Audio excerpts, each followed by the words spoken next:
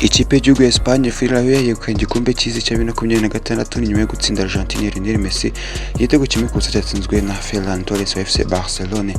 Abakunzi ba Lionel Messi na Argentine bati nubwo tubabajwe no gutsindwa ku mukino wa nyuma, gusa cyo kwishimira gihari nuko byibuze ari urubyiruko rwa FC Barcelone rufashije Espagne kwegukana igikombe cy'isi. Abandi bati cyarakabaye urutugu rwaba rukuze rugasumba ijosi. Lamine Yamal yegukana igikombe cy'isi atsinze Lionel Andres Messi wamwogeje mu myaka 19 ishize.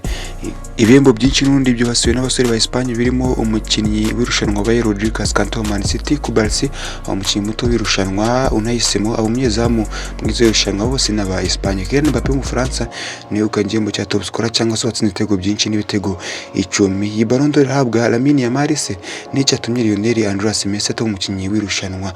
Tuganira mu bisanzwe mu mbwiri twa General G Blues. Ciao ciao.